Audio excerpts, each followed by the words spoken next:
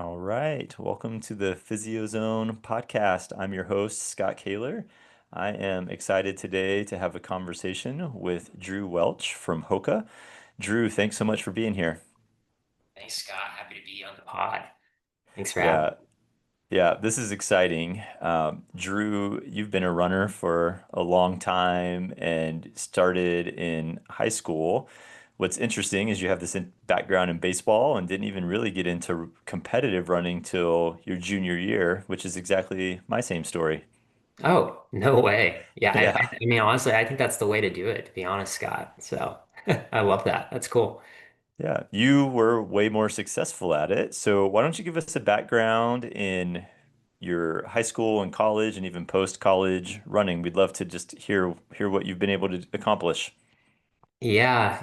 I mean, it's really not an amazing story, but running's obviously shaped me in a lot of ways. Yeah, as you mentioned, played baseball like pretty much from age 6 all the way through. I think it was 10th grade. I think 10th grade is when I officially decided to hang up the baseball cleats, and I had two really good friends who were on the track and cross country teams, and they would always haggle me. They always said, "Hey, like Drew, you should join the track team. Like, what are you doing playing baseball?" I mean, baseball was like what I lived and breathed. I was very much obsessed with it, but yeah, no, it's funny. I remember just 10th grade having just a really awful baseball season, just like stopped enjoying it. And I actually really kind of took their jokes to heart, and I was like, yeah, maybe I should try this running thing. And it was actually the summer of '08, and I remember the Beijing Olympics were on TV, and I flipped on the track and field, and I don't know, there's something about it, about some of the distance events that I was just inspired by. And we had a track about half a mile from our house, so I actually started driving up to the track and running like a couple laps like a day. And I did that like pretty much almost every day that summer, I feel like. Um, and yeah, just started really enjoying it. Yeah, really found that I had some good leg speed. And so I worked on that a little bit more. Like I didn't have a coach, I just kind of did my own thing, and eventually decided that, yeah, I was a rising junior at that point. And while I didn't run cross country that year, I decided that I would go out for the track team. And yeah, long story short, joined the track team, fell in love with it, actually had like some talent for it. Definitely wasn't the fastest kid on the team, but the 800 meters was kind of my bread and butter. Loved that. The short middle distance events were kind of what I enjoyed most and had a knack for. And actually did really well in my senior year, and enough to where I ended up getting a scholarship at a small school locally at Southern Wesleyan. So I actually did not have a track team at Southern Wesleyan until my senior year. So I was just running cross country basically for 3 years, and then yeah, finally got to do track right before I graduated, which was kind of a nice cherry on top of a good competitive running career. And yeah, I never lost the fire after college. Some people, yeah, especially my age, they run really competitively in school, and then after that they kind of get burned out, and they fizzle out, or they keep going. For me, I was fortunate enough to keep on with the sport and pursue some of the longer distances. Jump into the half marathon. I even did a marathon back in 2015, and that was the year after I graduated college. And yeah, I after the marathon, I decided to try my luck at trail, and did a 10-mile trail race out at Table Rock in Pickens, South Yes. Carolina.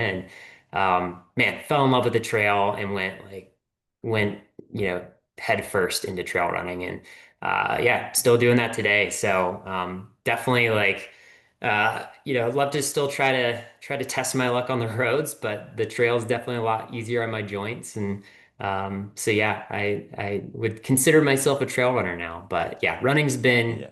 the best thing I've ever done in my life. I mean, so many awesome people that you meet along the way. And I mean, yeah, just obviously the benefits that go without saying, the mental health benefits, all the things that come along with that. So yeah, it's been such a rewarding thing in my life.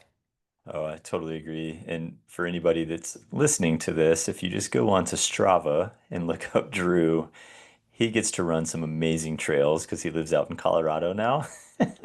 And so I'm jealous every morning when I go to give my kudos for the day and just getting to see where you're running because those trails are amazing. So I appreciate that you post some pictures of what you're doing as well. Thanks, Scott. Yeah, they're very humbling trails, that's for sure. A lot different than the East Coast. So, Yeah, maybe one of these days I'll make it out that way and you can show me some more novice trails. That would be fun. oh, I got Uh, you. We have thousands of trails out here, everything from beginner to advanced. So, yeah, we'll show you around.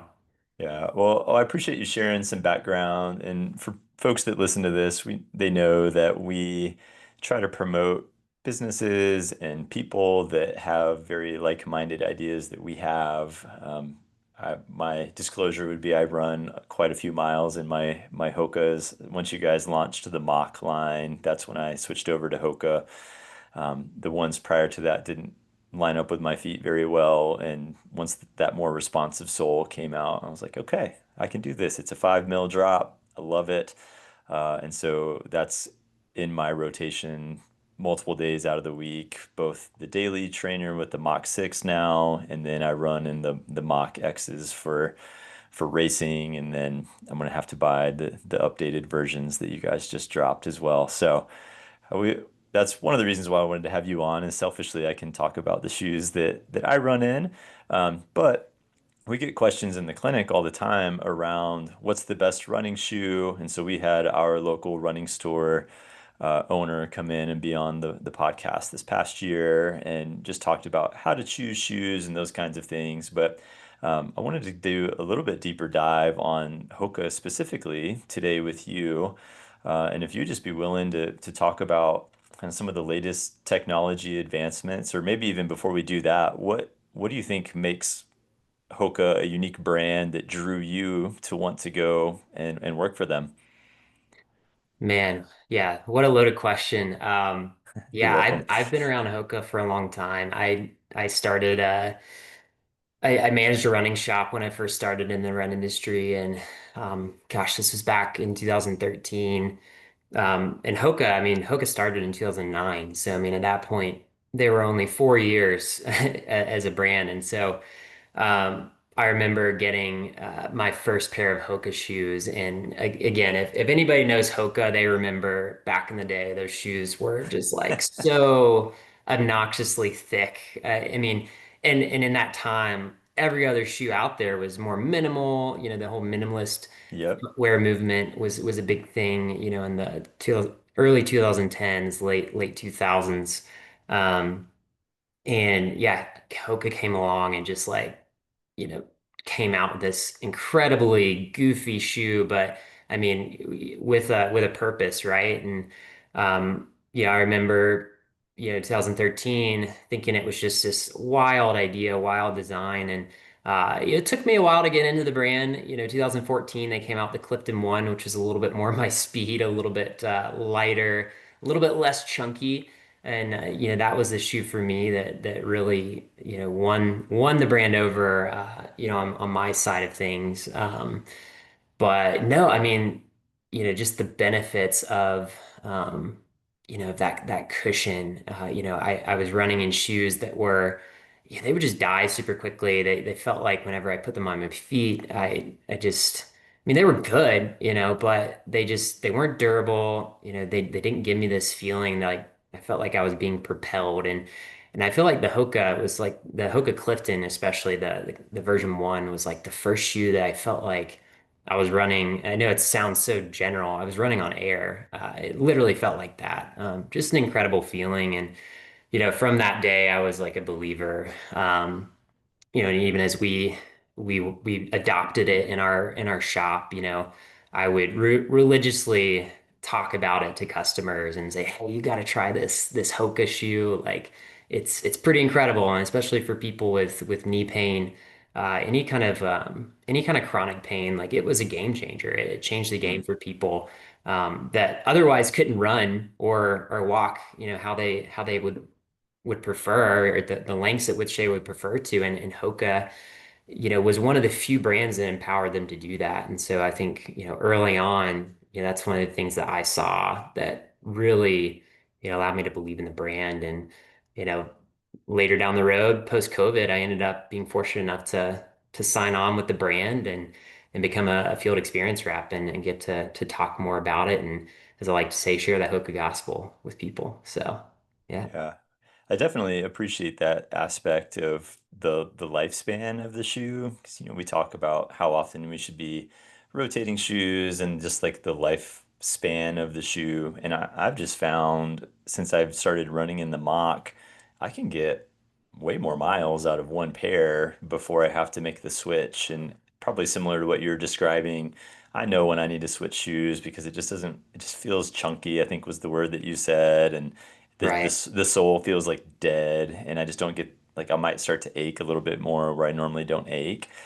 And so I've been able to prolong having to buy a new pair because I can rotate through a few of those mocks and feel pretty good. So Yeah. uh, that's I would agree with you on that. Well, from a Hoka, you guys are known for the maximalist shoes, probably Mm. the first to start that movement. But if you would just kind of tell us about some of the foams that make Hoka a special shoe or what makes it unique, I'd love to hear about the different foams you guys are using and what they're all about. Yeah, no, great question. Yeah, I mean, when we talk about foams, I mean, we started out using, and again, we still use to this day, EVA. That's the most common foam you see across the run industry. EVA stands for ethyl vinyl acetate for you nerds out there. Very durable, incredibly lightweight material to use in running footwear. So like, yeah, Hoka started out, predominantly using EVA. And the one cool thing about, Hoka shoes, at least that I found, I'll speak more from personal experience, and I'm sure those of you that did wear Hoka maybe early on, you noticed, yeah, like it has a ton of cushion, yet it's super lightweight. Like how does Hoka get such a maximal silhouette, for lack of a better word, chunky silhouette. It's such a lightweight. Again, EVA like allows us to do that. And now, fast forward to 2025, we've integrated a lot more of that. This you'll hear the term supercritical foaming, and then obviously PIBA foam, and then you even brands now are using TPE based foams. So just really highly resilient materials that are now just become really popularized. But yeah, when we talk about foams, like EVA and PIBA is kind of for Hoka what we predominantly stick to. And then supercritical foaming is not necessarily a specific type of foam, it's just a process in which that foam undergoes. So essentially you're taking that beginning state of the foam, so whether it's EVA or PIBA, and you're putting it into a chamber, if you will, and you're introducing high heat and high pressure and CO2 into the mix. So you're changing the chemical properties of that foam to yield essentially a more responsive, more resilient material at the end of the day. Um, so yeah, I mean, in the beginning, yeah, we used just EVA kind of in its base state. Obviously it was compression molded, so we were able to manipulate it to a specific shape to kind of yield a different result from shoe to shoe. But the beautiful thing about materials like PIBA is it's allowed us to, again, many reasons why you love the mock, Scott, is where we've been able to like super quickly foam materials like that, and then even introduce PIBA to make that shoe feel much more poppy, much more springy. It makes you want to run more at the end of the day Hmm. and feel like you can go a little bit longer too. And so I think that's the beauty of these materials. Now, obviously, we haven't gone completely away from EVA because when you bring materials like PIBA into the mix and some of these higher, more premium materials, and then obviously put those into that supercritical foaming process that we talk about. Obviously there's more that goes into the production there. So that definitely increased the cost and the price of the shoes. Sure. So we still want to be able to provide, shoes at a, a more economical cost for individuals that, maybe you're probably not going to be able to spend 180 plus dollars on shoes all the time. You want to, of course, now with inflation, unfortunately, shoes are becoming more expensive regardless, but it's still important to have, shoes at a more baseline price and then be able to create essentially these tiers of pricing Mhm. and even speaking more specifically to the performance of the shoe, these tiers of performance and experience. Um, so yeah, for Hoka, that's predominantly what we use. We use EVA and PIBA, and then we play around with those two materials, scientifically to yield a different end result and different ride experience for from model to model. Yeah. So I think it's interesting, and I would love if you could expand on this a little bit or talk about however you want to here. So there's a new study that came out in my world in rehab where we look at runners, and there was a nice study that showed that runners that rotate between multiple shoes throughout the course of the week were significantly less likely to get injured, which we kind of knew anecdotally, just from people coming in. So I think it's interesting on the foam. Like if I run in certain shoes, like on Monday, and I run again on Tuesday, they don't feel the same. But if I run in Mm, a Monday and Wednesday, they do. Can you talk about the rest that's required for the foam or why that's the case and why it's important to rotate your shoes? yeah. Oh man, that's a great question. I love this question because it's such an analogy to our own bodies, right? We're if we're moving from day in and day out, obviously we're going to feel more tired, right? If you go for a run in the evening and then you go for a run the very next morning, you're probably going to still feel the effects of that run that you did in the evening, right? So foam is kind of the same, from foam to foam, it does vary a little bit on how long. And again, I'm not, I'm probably not the most expert That's person on this matter, but generally speaking, you are correct. Like you definitely, uh, I always still kind of follow this rule of thumb of the 24-hour period, generally takes 24 hours for, let's talk like an EVA foam to kind of return back to its normal state. Because obviously, if you're and I brought shoes with me to help me communicate things. But yeah, obviously when you're running, you're compressing that foam, right? And so, you know, however many steps you're taking throughout a run, you're compressing that over and over again. And so, it's not going to rebound right back instantly, right? It's going to take some time for it to get back to that original state, essentially. And so, yeah, generally it takes about 24 hours. Obviously, the longer you wait, the better, right? So, especially with these, you've even seen some studies with PIBA foam and some of these TPE based foams. It even takes a little bit longer. Sometimes it takes 48 hours or more for it to return back to its normal state. But again, yeah, it's definitely highly recommended if you can, if you have at least a couple of shoes to rotate between.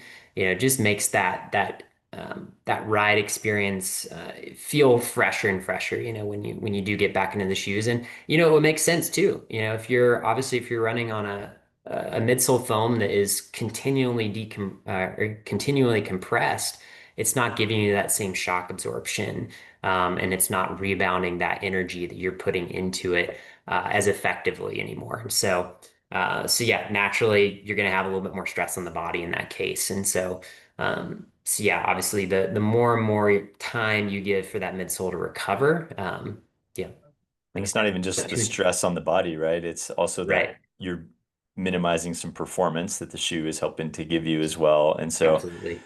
I just think that's important for especially like our younger runners and people that are getting into it. Like we certainly want to be respective of budgets and things that are out Hmm. there.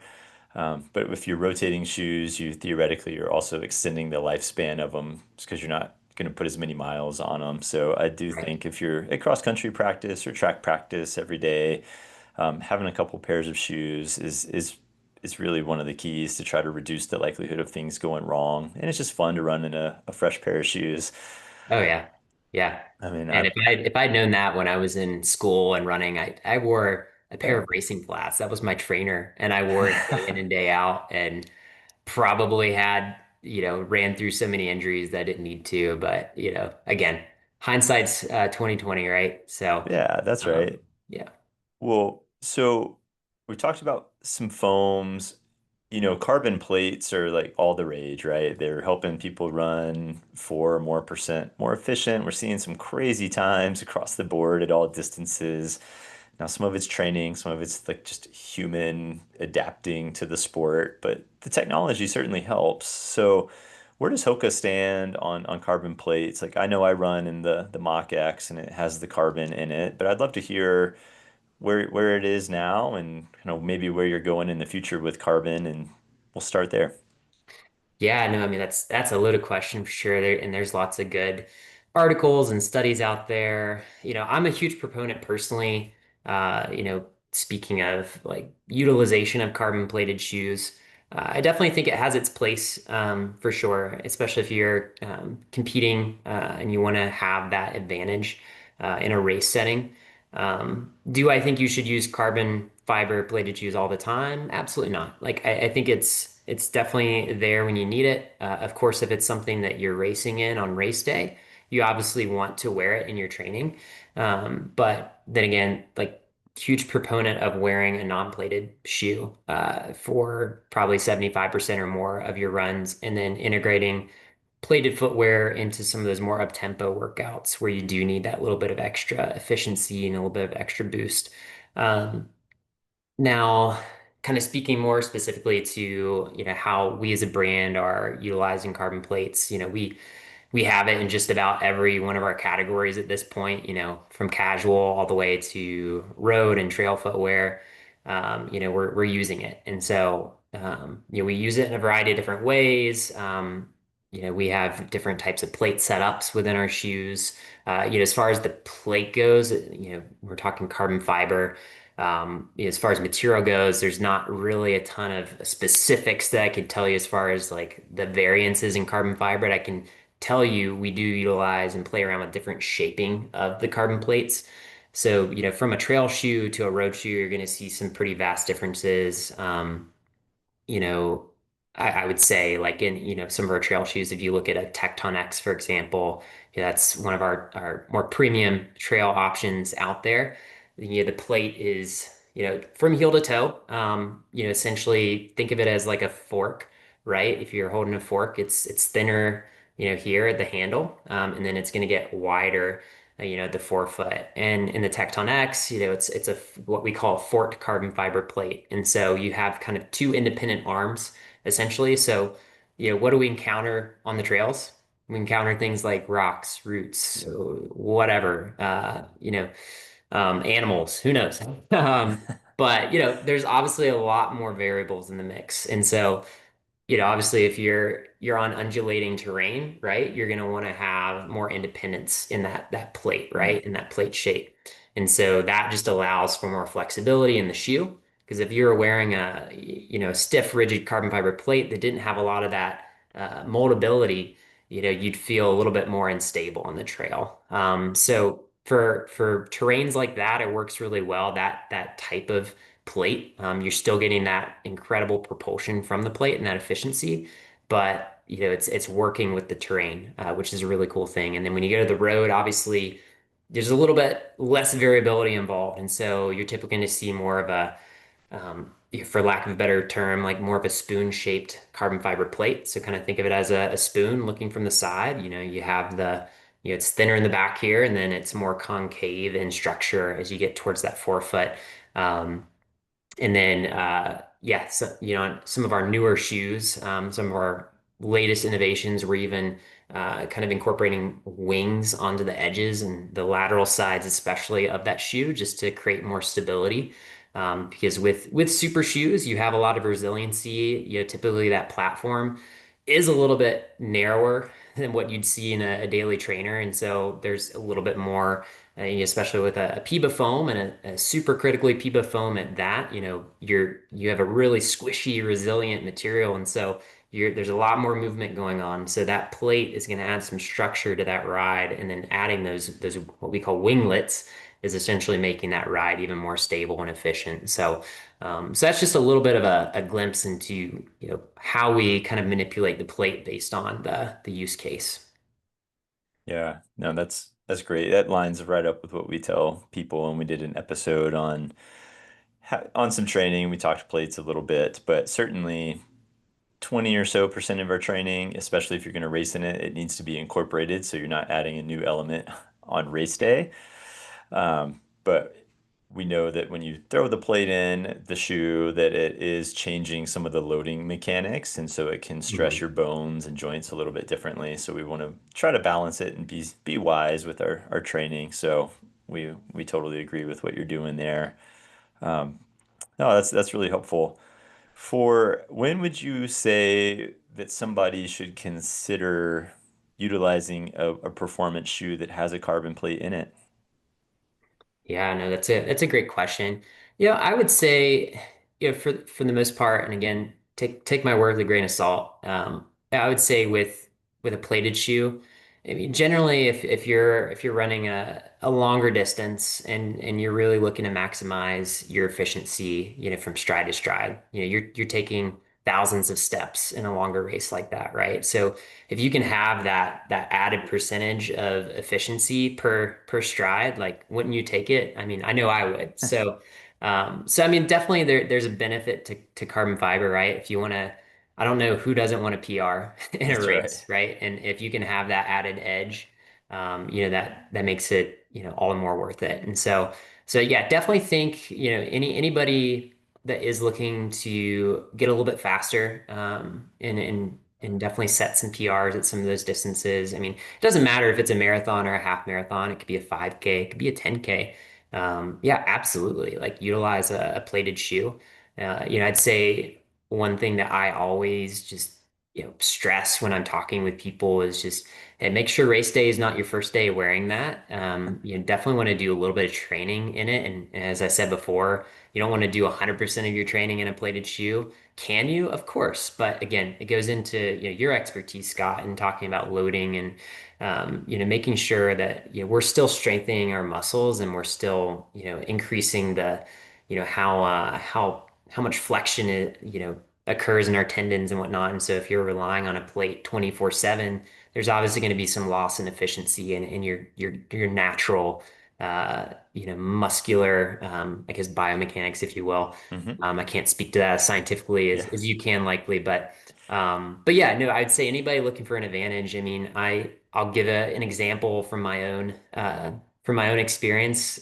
I probably the last half marathon that I did, and I haven't done many road specific races lately. I've kind of been all in on trail, but I remember one of my last half marathons that I did that I was really trying to push the envelope and get a really good time. I was just wearing the Hoka Ring, which is like it's a super lightweight model that we make, which is why I wore it. Super comfortable, have fast turnover in the shoe, but it's non-plated. It's compression molded EVA, so there are no fancy bells and whistles to that shoe. But I remember on race day, I was running, and everybody that was either passing me or I was running in the mix with had some form of super shoe on, if you will. And this was 2020, so this is the very very beginning of 2020. So super shoes at that point were pretty prominent, I would say.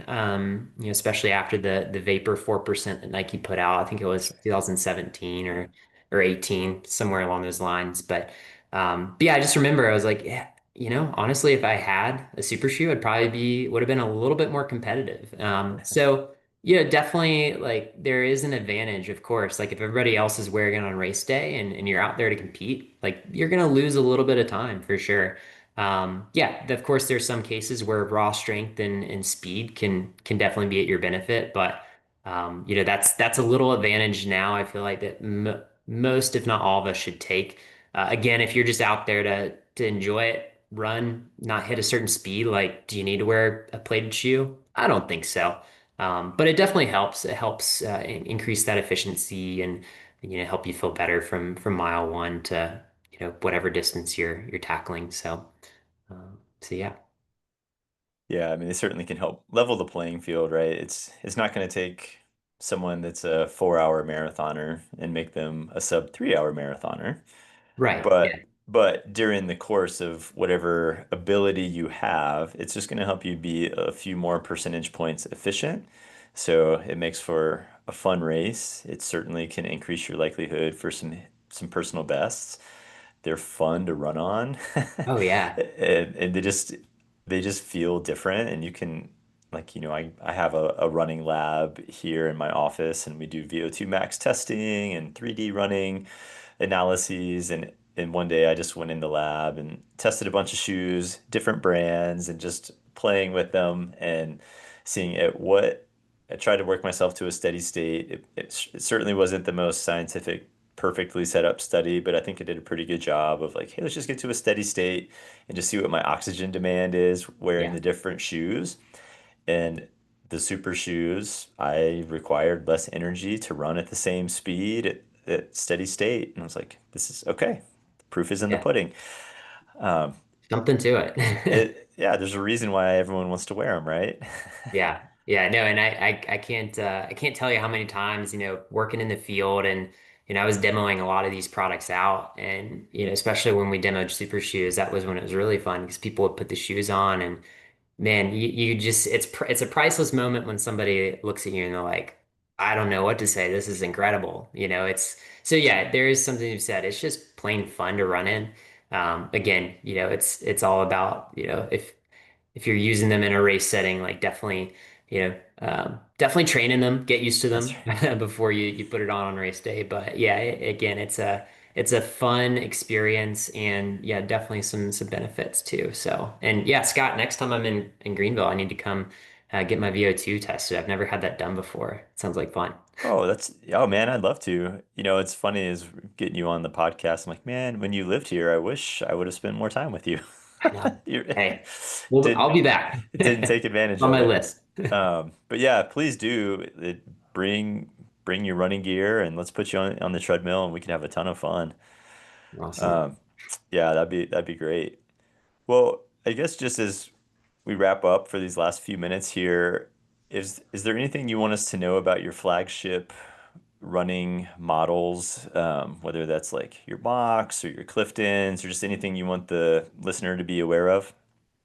Yeah, yeah. I mean, I would say, yeah, when we look at flagship models from Hoka, I mean, there's definitely a lot of exciting things happening, especially with our race centric product. I definitely personally get a little more excited about the trail stuff, but we are putting a lot of cool things out there on the road as well. Even just from the last Rocket X update, that's I'd say well, we have two. Uh, marathon distance shoes, if you will. We've got the Cielo X1, which I have right here, the 2.0, and then the Rocket X 3. Now, unfortunately, I don't have the Rocket X 3, but this is the Rocket X 2. Rocket X 3 is not too vastly different from the 3, but yeah, there's some pretty exciting innovations happening with those. I think specifically with the types of foam that Hoka's playing around with. Obviously you know, like we mentioned earlier, taking the PIBA foam through that supercritical foaming process. I mean, we're just able to just change the whole experience of the shoe. I mean, it's amazing how incredibly cushioned our shoes can still be, resilient, but yet lightweight. And I think the beautiful thing too, and I don't want to get too far off the topic here, but when we talk about Hoka and how it differentiates from some of the other brands, like I've put my feet in a lot of competitors' shoes, and granted, I haven't run hundreds of miles in competitors' shoes. I work for Hoka, so I kind of to some extent have to stay in Hoka, and I want to stay in Hoka. But one thing that I always kind of take note of is, man, there's just nothing is quite as stable as a Hoka. And I think one thing that we continue to weave in, especially even to these faster shoes, obviously if you look at a super shoe and you look at the bottom of the shoe, I mean it's super narrow, right? I mean, granted, Hoka, in my opinion, has a little bit of a wider platform, but most of the super shoes out there, you're on kind of a very narrow platform, but you have this really high stack height. And so I think that's one thing that Hoka continues to do really well is as fast and as aggressive as our geometries get in our shoes, like we're still able to maintain that really stable platform. And so, yeah, I feel like, with our flagship models, especially, that's something we've continued to bring from model to model. And a reason why, our elite athletes continue to wear shoes like the Rocket X, on race day. It's because they feel comfortable in it. They feel fast. Like, an elite athlete is an elite athlete for a reason, right? And they wouldn't choose Hoka if they didn't feel confident in the product, right? And so, we definitely, have a lot of runway as far as, competition goes. I think our best days are ahead of us, but we've really got some talented athletes out there wearing some of our faster product, and again, like at the end of the day, like they're wearing it for reasons because they feel confident in it. And one thing I have heard from athletes is they feel stable and they still feel incredibly fast in the product. And so, I think those things are important, and things to continue. At least for our brand, that we continue to take pride in, is that we're not just cushioned, or we're not just cushioned and responsive, but we're cushioned, responsive, and stable. And I don't know that a lot of brands can necessarily say that. And then when we're talking about the stability aspect, it brings more people into our shoes too, because not everybody has a super, they're not going to be landing on their forefoot. Not everybody has a really efficient gait. There's runners of all kinds with different biomechanics. And so, if you have a shoe out there that the majority of people can still wear, and be comfortable in it from mile one to whatever they're running, I mean, that's pretty big. So yeah, I'll leave it there. Yeah, no, that's great. From a just where Hoka is going standpoint, is there anything we should be on the lookout for and be excited about?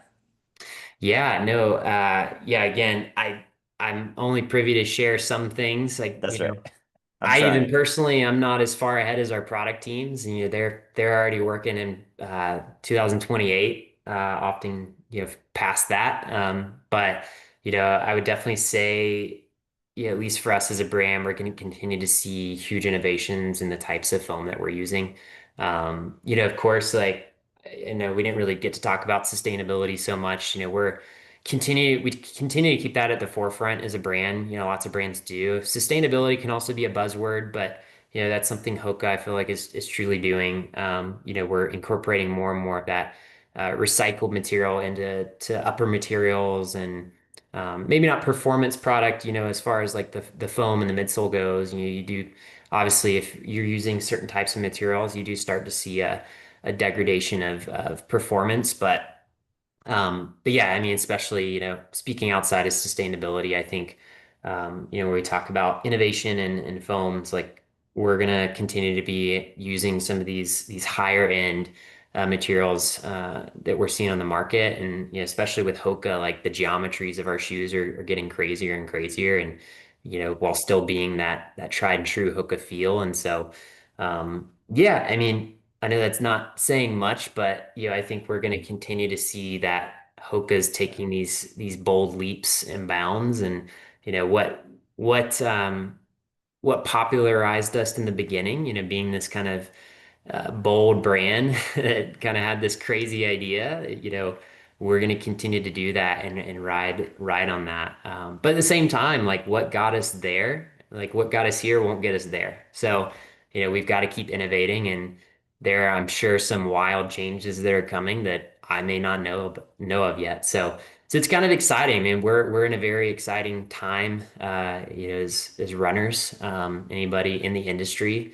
I mean, it's the good thing is, about all these different brands getting into the game, lots of innovation happening, is it's making our jobs and our running more fun, right? And more fun to follow. And so yeah, so I think it's yeah, there's a lot of cool stuff ahead, for sure, especially on the Hoka side. So yeah, keep your eyes peeled. Yeah. Some good stuff coming. Oh, that's really exciting. If you ever need a clinic to try out test products, we've got you covered. Yes. I know you guys have a lab, but no, we enjoy running, and it's really fun to hear someone like you that's passionate about the sport and just making sure that people are enjoying doing it and wearing fun shoes while they're doing it, I think is great. Um, so it's been a really fun conversation, and I love I mean, I'm a big fan of what Hoka does. I've logged quite a few miles in it myself, and both on the trails and on the road. So look forward to many more for sure. Are there any last comments or things that you would like our listeners to know about the brand? Man, yeah, I was gonna say, as somebody that loves trail, I mean, we've got some good trail stuff out there. So if you've ever tried to trail run before, I mean, especially now, we have this big race called UTMB happening as we speak. It's probably the World Series of trail running. Definitely give it a shot. Take a peek at UTMB, get inspired. I mean, not all of us are going to run 100 miles one day, but trail running is really fun. And Hoka, one of the things we pride ourselves on is we're leading innovation on the trail side of things, and so that's really cool. So I think we speak a lot on the road stuff, but there's a lot of cool stuff happening on the trail too. A lot of growth happening in the trail world. So definitely, yeah. Every now and then, hop out on the trails. There's an added benefit of that soft surface. It's a fun thing to do, and yeah, no, I mean outside of that. I would say, yeah, Scott, since you love the mock, we've got a new one coming next, I think February or March. So Sweet. um, it'll be even better than the current one without being too different. So I think it'll be a good little change. So yeah, get excited about that. Oh, that's awesome to hear. Well, cool, man. It's just really fun to be able to talk to a fellow runner that is passionate about the sport, and I appreciate your insight and helping our listeners learn more about Hoka, the brand, and hopefully there's some new listeners that are excited about switching up their norm and trying Hoka if they haven't already. So, Drew, man, it's just been really fun to chat with you, and thanks so much for taking the time to be on the Physio Zone. Likewise, Scott, what a pleasure. And yeah, hope our paths cross in person soon. Thanks, Yeah, thanks for having me. we'll definitely have to make that happen. All right. Thanks, Drew. Thanks, Scott.